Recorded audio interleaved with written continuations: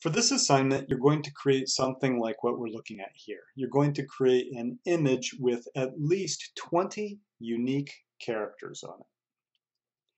To start this project, you'll go to File, New, and from the Art and Illustration templates, I would like you to select the poster 18 by 24 inches at 300 pixels per inch.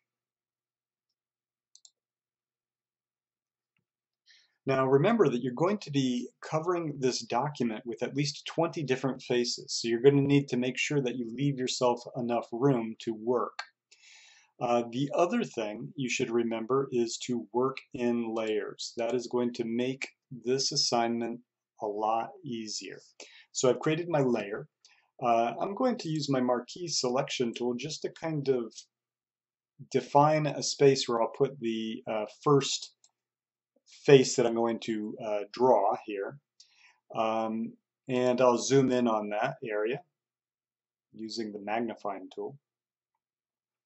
Select my brush tool and draw a very simple generic face. Remember that it does not have to be a good drawing. You'll be able to push this further by using the liquify tool in a little bit.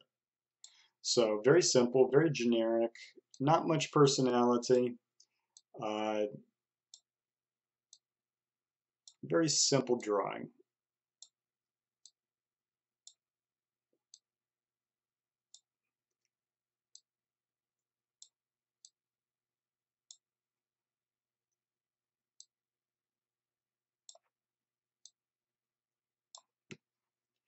And this is a good start here. Now what I'm going to do is I'll zoom out a little bit so we can see this a little bit better and pan using this hand tool here. I'm going to deselect and I'm going to duplicate this layer and move it off to the side here, and I'll work on this duplicate here. I'll marquee select the area that I want to work in, and then I will go to Filter, Liquify. Now, these tools that we looked at earlier in the previous video were specifically this one, and this one, which are the forward wrap tool, the pucker tool, and the bloat tool. Now, interestingly enough, even though we didn't look at this tool, I'll show it to you anyway, since we're dealing with faces. Sometimes Photoshop will recognize these very simple drawings as faces, in which case it will allow you to use these tools as well. I don't find these particularly useful for this assignment, but they are kind of fun to play around with. You can see that I can come in here to these different properties such as the eyes, and I can make the eyes bigger or smaller. I can adjust the eye distance as well as the nose height and a bunch of other properties. Kind of interesting. Personally, I think that these other tools, the forward wrap, pucker, and the bloat tool, are going to give you the most bang for your buck for this assignment. Once you have this drawing, you can start pushing and pulling things around to make it a little bit more interesting. I'm going to use the forward warp tool. Remember, you can adjust the size of your brush either by using the left and right bracket keys. You can also adjust it here in the interface. Larger brush will allow you to make big changes very quickly.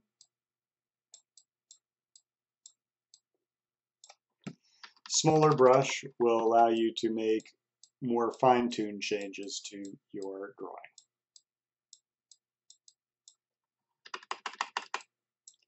And by switching brush sizes periodically through the process, you'll find that it'll be a very intuitive way to create an interesting looking character.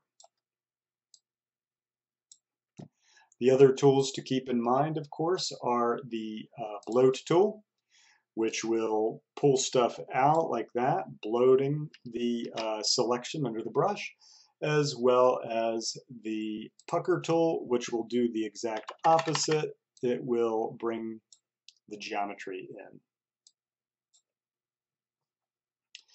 Once you're done creating this variation, you can say OK, and then you'll have a variation that will probably look a lot more interesting than your initial generic drawing here.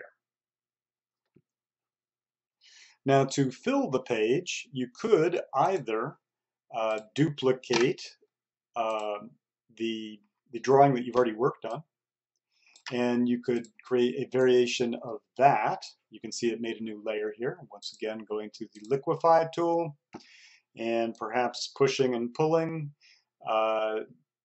the strokes around to get an interesting looking face here.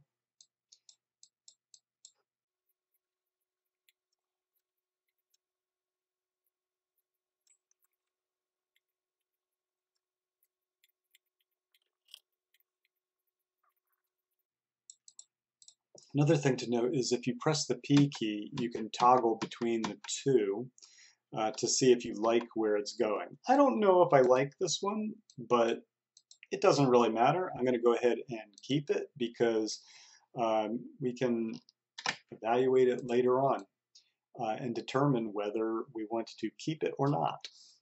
Now, I've already gone through the process of doing this, and I have my heads here. I don't remember how many. Let's see, 5, 10, 15, 20, about 26 heads here. Remember that I want you to do at least 20 heads. I want to show you a little bit more about layers and how we can use them effectively in here.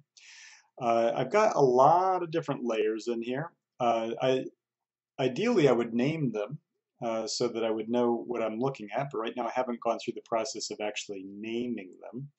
But what I want to show you here is that, of course, I can hide or unhide them, but also we can organize them by, in this case, selecting the layers that I want and then clicking on this folder icon down here. I'm going to name my folder. And this way, this will keep it organized. I can hide and unhide everything in this folder as well as expand on the folder if I need to select any of the individual layers to work on. Now let's look for a few ways that we can push this project a little bit further. I think it's looking pretty good the way it is, but I think that we can make it pop much more. The first thing I'm going to do is I am going to change my background color here. So I'll select that layer and I'm going to go to Edit, Fill. Here I can choose to either fill it with a color, or in this case I'm going to just say 50% gray.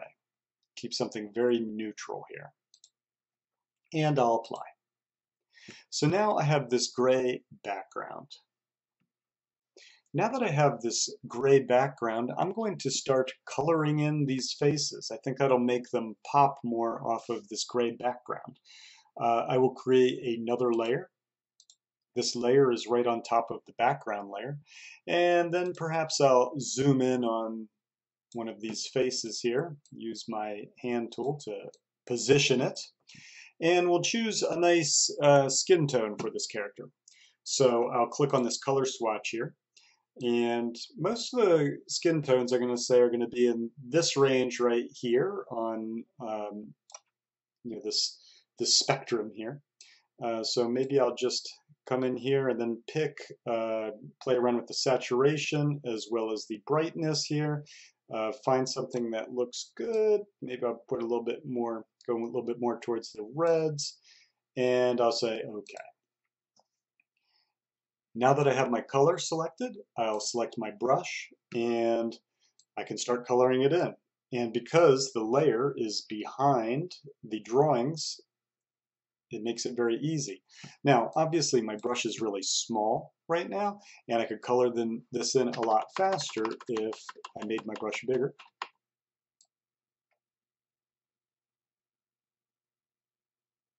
And I wouldn't be overly concerned if I went a little bit outside the lines here.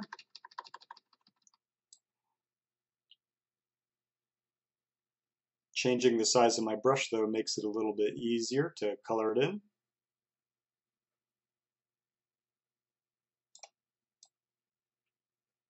Again, I wouldn't be concerned about staying entirely in the lines. However, remember that if you want to clean it up, you can always just select your eraser tool. And if we zoom out, you'll see that that will make the face pop out much more off of this gray background.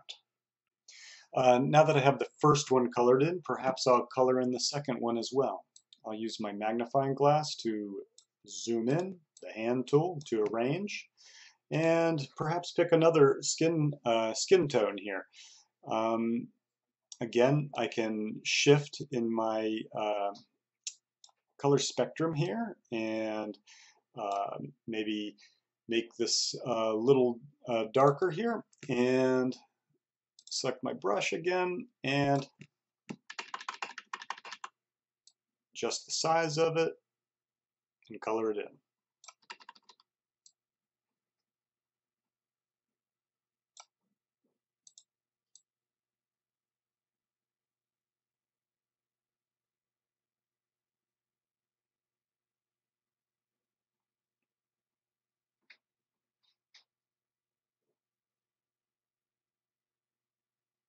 And there it is.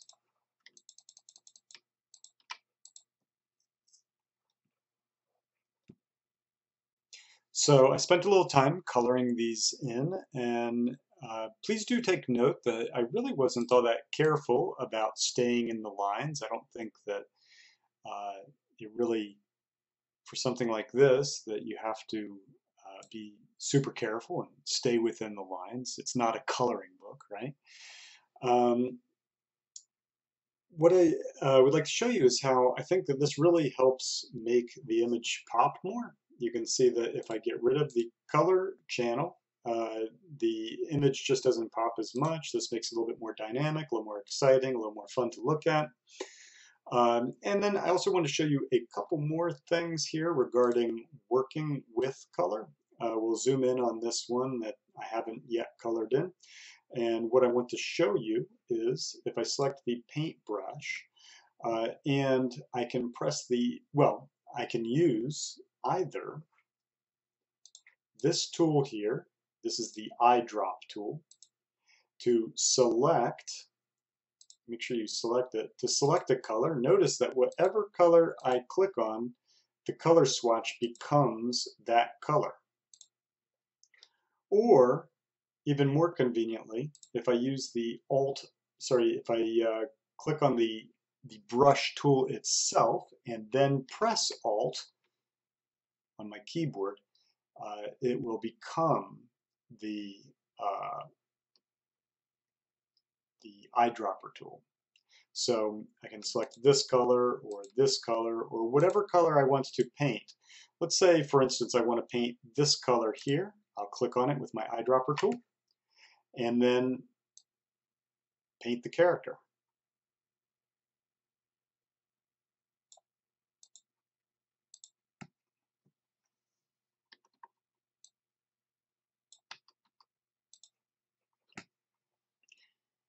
And yet another technique I'd like to show you with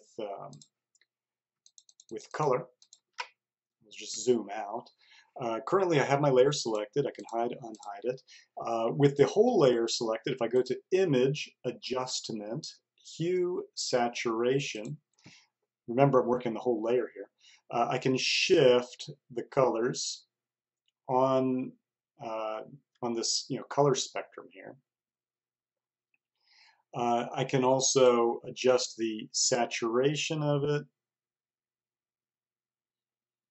as well as the lightness or darkness of it.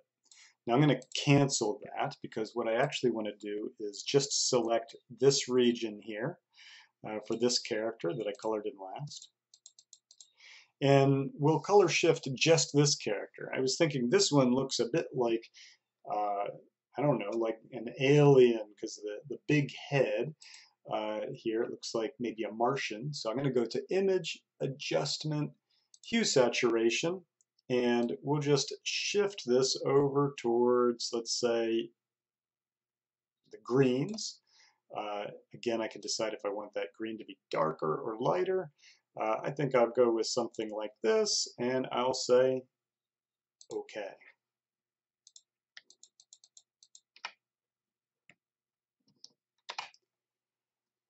So that's a little bit with how you can work with color in Photoshop very quickly and very easily. And there's one more thing I think that we can quickly and easily do to uh, continue to maybe push these characters further, give them more personality, and that is to give them hair or mustaches or eyebrows or whatever. So let's pick one of these characters. Maybe I'll pick this guy in the middle here. And I'm not going to paint directly on this color channel. I think I will create a new layer. Now, right now this layer is behind this group here. So you'll see that if I were to paint on it, it's going, well, it's painting directly on top of this layer, but it's actually behind this layer. I'm going to change this to red so that you can see this a little bit better. You'll see that it's underneath this layer here, the drawing layer, but it's above my color layer here. What I'm going to do is drag this layer on top of my faces layer, this layer here. And we'll try just black for this. And give this guy a little bit of hair. We'll give him some hair, like maybe he's got something like this.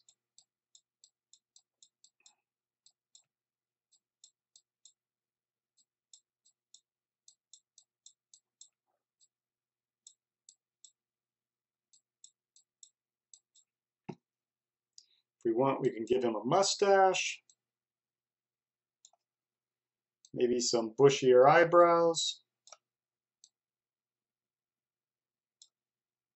and a little facial hair here. And as you can see, that's a great way to push this character a little further and have some fun with it. So here you can see that what I've done is I've gone through and I've actually put some hair on the characters, and you can see how that really does also help define their personality, give them a little more personality, make them look a little bit more unique. Perhaps I could have pushed this further and maybe created more hair for some of these other faces, but I think you get the idea. Now, after you've created your 20 or more heads, what you should do is make sure you keep your Maya file. That way you have all the layers. If you ever wanted to go back to this and rework it, having all these layers here makes it much more flexible. But what I'd also like you to do is to save it as a JPEG image. So here I'm going to go to Save on your computer. I'm going to select JPEG here, and I'll give it a name and save it. That way I'll have an image file that will not have all these layers here. In fact, I can come over here and open it up. Here it is. You can see that the file size here is considerably smaller than my Photoshop file here. And if I open it up, it looks identical. However, we don't have the multiple layers. And finally, the last thing I'd like you to do is to go through your 20 or more faces and pick your 3 favorite. And then you'll create another document that will just have another image that will have just those 3 faces in it. If I look at my image here, the faces I like are, I like this one here, I like this one, I like this one, I think I like this one, I like this one as well, and perhaps this one. So if I were to narrow it down to just 3, which would they be? So after much deliberation, I narrowed down my favorite 3 to these ones here. I hope you have fun with this project, and I can't wait to see what you do with it.